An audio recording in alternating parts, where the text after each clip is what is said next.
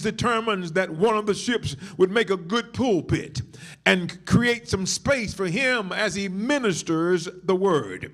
He asked Simon, the owner of the ship, to push the boat out from the shore.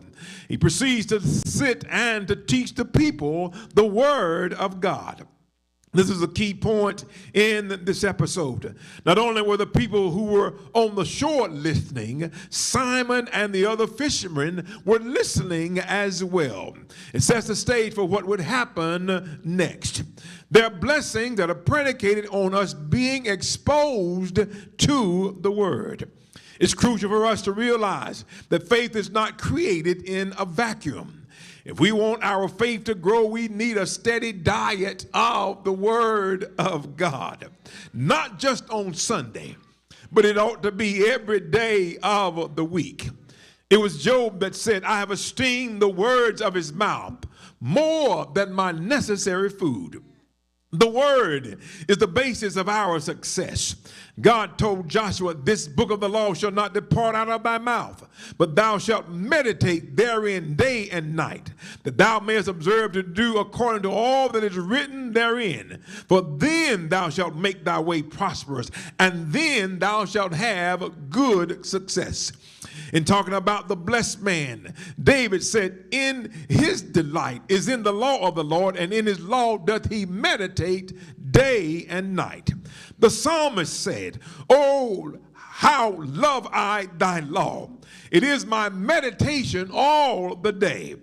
He also said, mine eyes prevent the night watches, that I might meditate in thy word.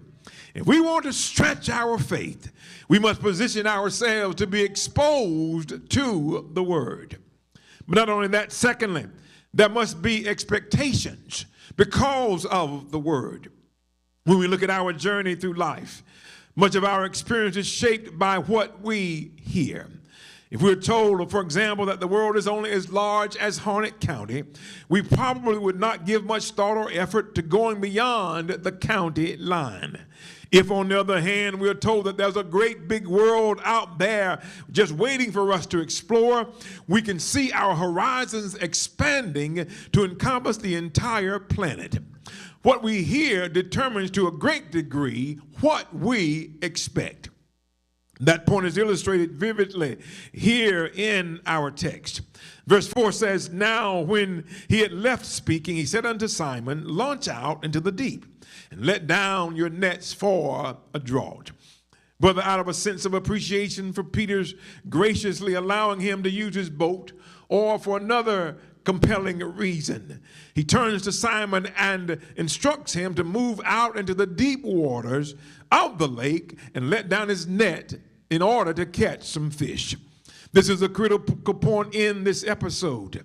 Jesus has been preaching to everyone around him, including Simon. The word began seeping into the hearts and minds of the people who heard the Lord. It sets the stage for what would happen next. Verse 5 says, and Simon answering said unto him, Master, we've toiled all the night and have taken nothing. Nevertheless, at thy word, I will let down the net.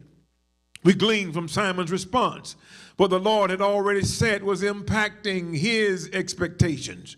Expectation looks at the probability of something happening and determines that it is very likely to occur.